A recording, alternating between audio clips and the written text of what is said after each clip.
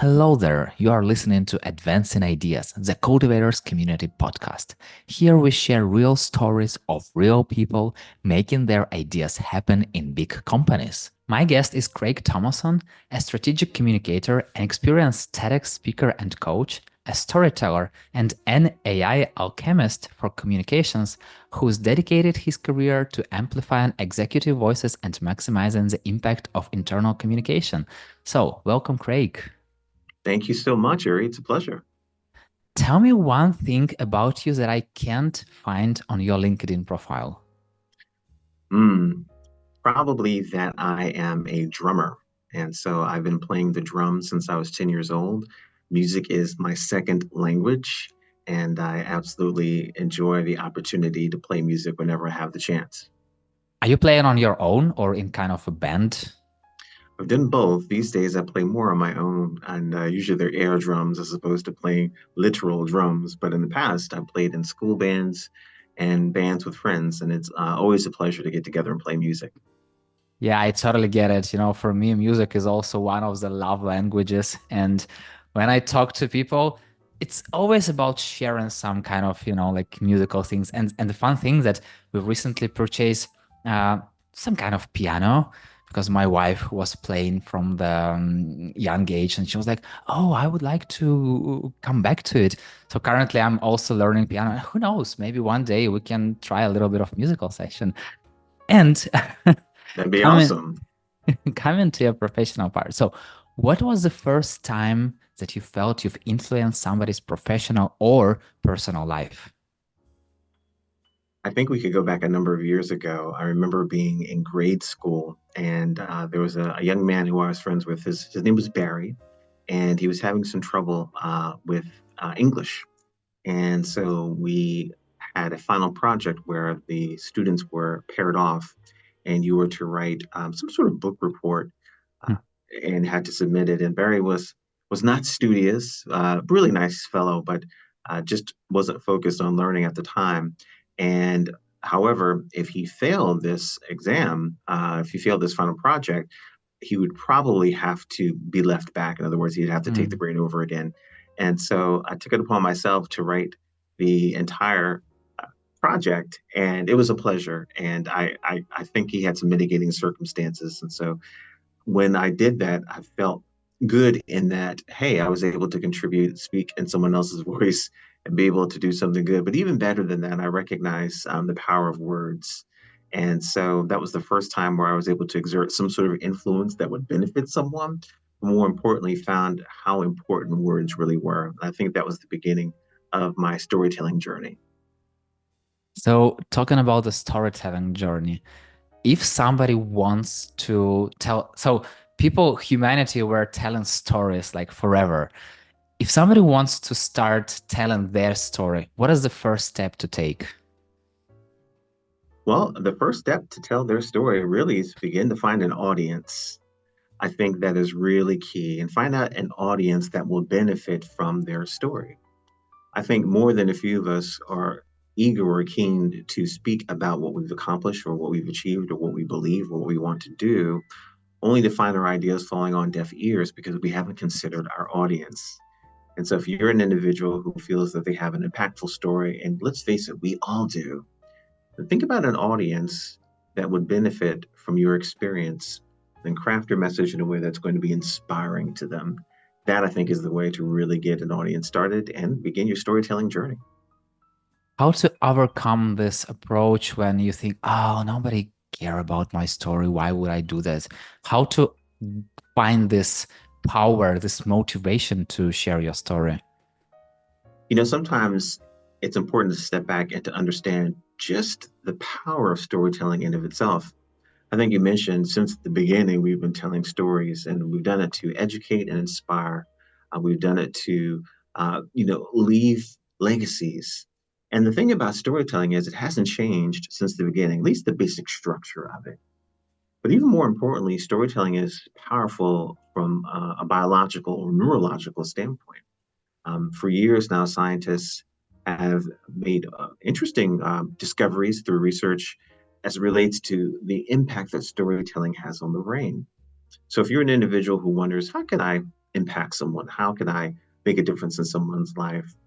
Well, science holds out that you can by just sharing your own story and doing it in a way that's going to be compelling to your audience. But the way the brain works, frankly, can't differentiate between what's real and what isn't. If you sit 2 hours in a movie that is absolutely riveting, your heart races. You might break into a sweat. You may grip onto the chair that you're sitting in. You may hold on to the person that you brought to the movies with you. Why? Because your brain feels that you are part of the story, despite the fact that it'll end and you'll go home. And so recognizing the impact, the biological, the neurological, and let's face it, emotional impact that stories have, you should take that and then begin to use it in a way that's going to benefit your audience. And also, it sounds like a little bit when if you are leading by example when you're sharing your story. Sure, absolutely. You definitely got to do that as well. And some time ago, Fast Company recognized Imagine at Merck as a team that has, quote unquote, gone above and beyond to champion a more innovative culture. So I'm curious for you, what does building an innovative culture mean? Sure. So building an innovative culture means recognizing that good ideas don't just come from the top, right? They come from every level of the organizations. And when leaders foster an environment where anyone can feel empowered to make a change, then you begin to see something very special take place. I think it's a myth that change happens without warning. Frankly, often the closest to the action, if you will, sees shifts and trends first. They're the boots on the ground with the real solutions.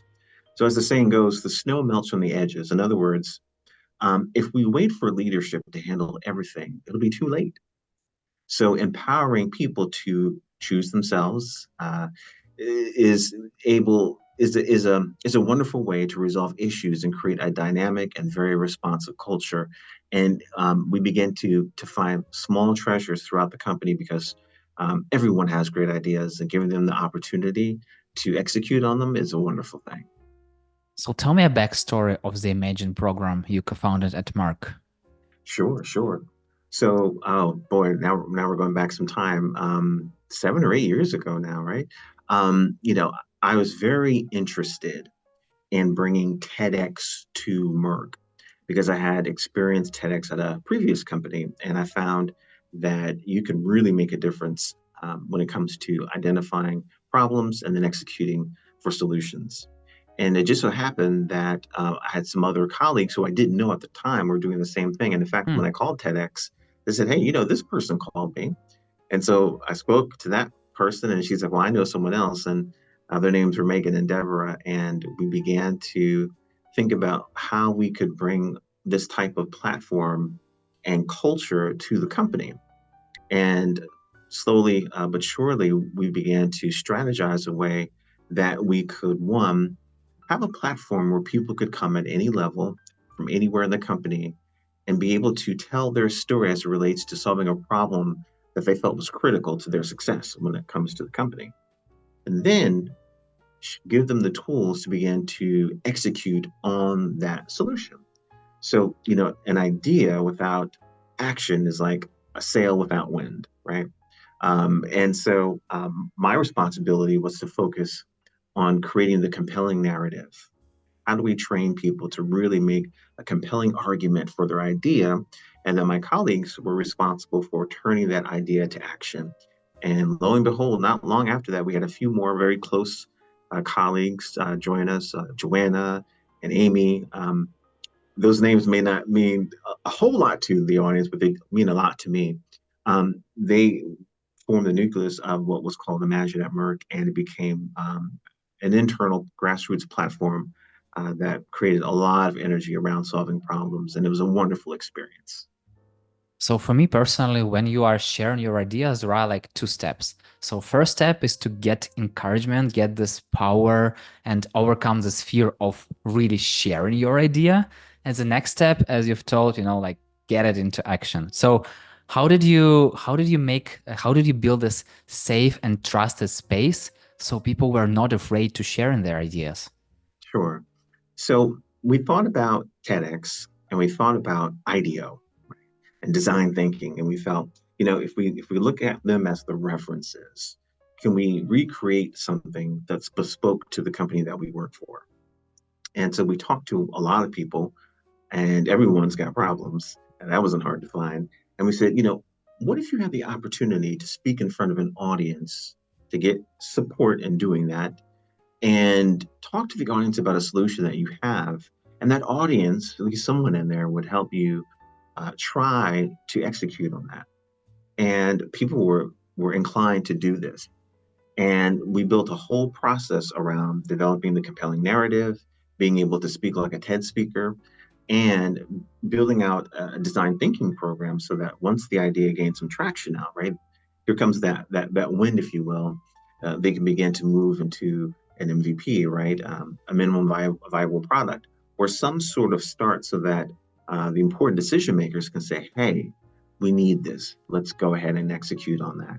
And while it took some time, that became the framework and ultimately the mindset that we try to instill in others is that find a problem, develop a compelling narrative, begin to execute on the solution.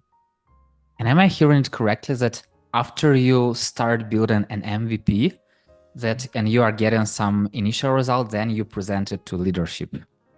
Sometimes it was both. Sometimes it was presenting to leadership to get the resources to be able to create the MVP. And sometimes, and this is my favorite, is you have the compelling narrative because of the work you've done with the MVP. And so you not only do you have a story, but a product to share to leadership. Both work, but I think the second is a little more compelling. And of course, it gives leadership the added bonus of being able to see a tangible product, if you will, or outcome that they can say, hey, I think we can scale this and bring real change. And that's what happened in many instances. Coming back to the step two. So after somebody shared their story, how to move from sharing to acting? Yeah, that's the tricky part. So one of the things that we did was we stuck by them from, if you will, the cradle to the grave of the project.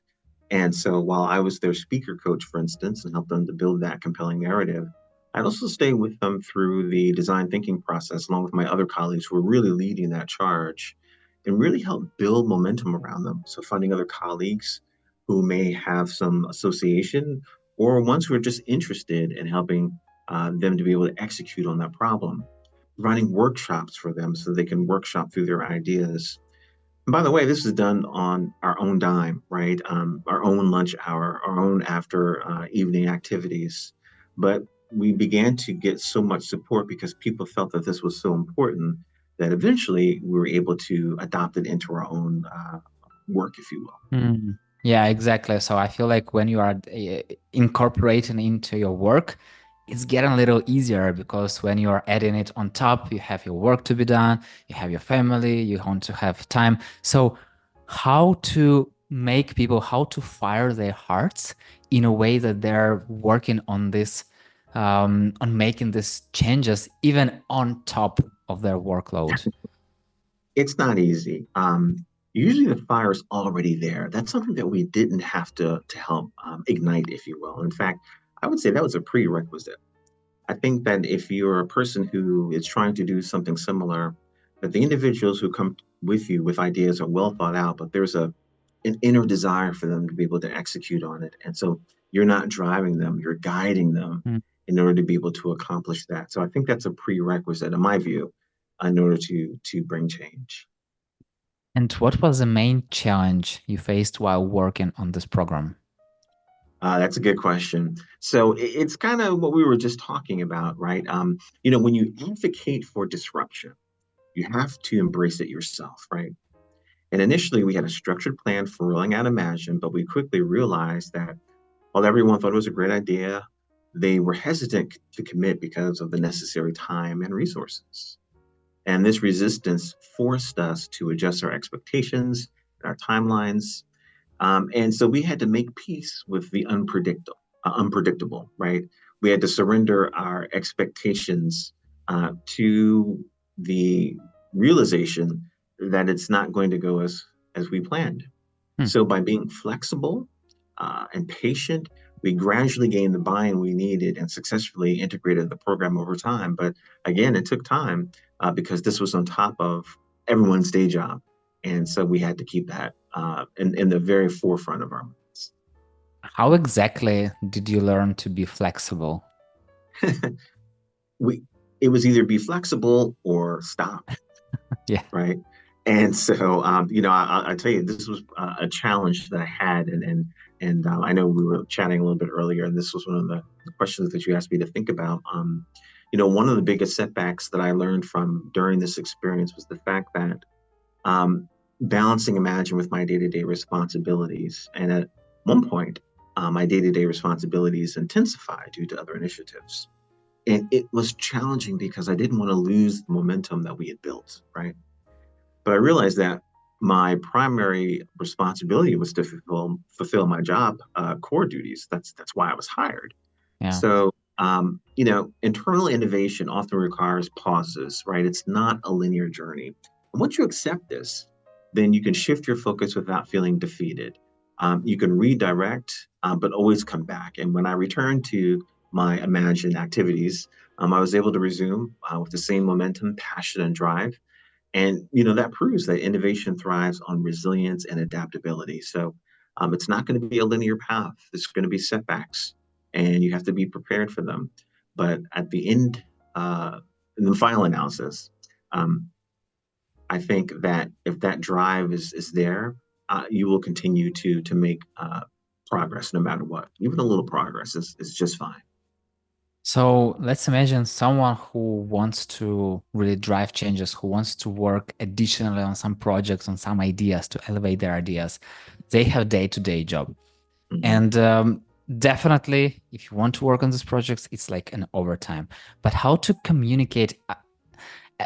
As I heard many, many stories that it still works better if working on your ideas is a part of your day-to-day responsibilities.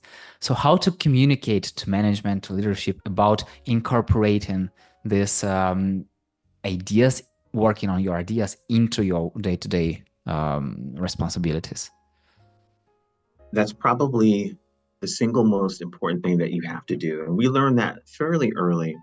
But when it came to leadership, we had two things in mind. What we wanted to show them was, hey, there are problems that you've been trying to solve for some time, and those closest to them likely have a solution, one that you may not have to go outside and pay a lot of money for, but you can equip your employees to be able to resolve.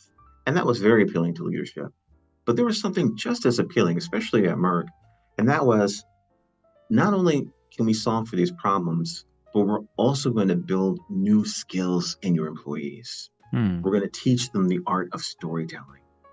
We're going to teach them the art of, um, you know, public speaking, right? If they don't do that very well, presenting. We're going to teach them design thinking. And we're going to teach them what it means to build an MVP and what it means to be able to pivot and then scale. And these are things that you can go outside and pay a lot of money for to learn in theory. We were going to not only teach it to them, but we were going to be putting it into practice at the same time. So, if I were to sum it up, I would say when talking to leadership about maybe building a program like this, let them know that it's going to help solve for problems in a way that's going to be cost effective. That's a good thing. Leaders like to hear that. Two, it's going to build the skills of your employees in a way that I think you can't, you really can't put a price tag on. And these are evergreen skills. We will always need to be better communicators, effective pitch, uh, storytellers, and we'll always need to employ some sort of design thinking. Now, what methodology we use, well, that may change over time, but we'll always need to be able to do that in order to create product that we can scale. If you were to start working on this program now, what is one thing you would have done differently? I think that I would have had more realistic expectations. I think in my previous company, it was in its mature state. And so I was looking to have similar results, and that just wasn't going to be possible starting out. And so I think I would manage my expectations, but still think big. Hmm. So I think if I was talking to an audience right now, I don't want them to get the impression and say, oh, I guess we have to start small and think small. No, um, you know, think big, start small. And as the momentum grows, you'll begin to see that you'll be able to accomplish more and more. But that's probably what I would do differently. What is one thing you would have done faster? Faster. Um, I think that I would have gone to leadership faster. We really planned this out. There's a company full of scientists, and I was working with at least two former scientists, or they were scientists at the time. And so there's a lot of intentional and methodical thinking, as there should be when it comes to science. At the same time, speed is key. And I think we were blessed in that we were the right people at the right time for the company. Sometimes that just isn't the case. So I think if we went even faster, we would have gone further. But despite the fact that we went at that certain pace, we were able to find success. But I think speed is definitely key. If you are going with your idea to leadership, what do you have to have prepared for that? Yeah, so I would say a lot of things, but I'm going to focus on the problem, understanding the problem.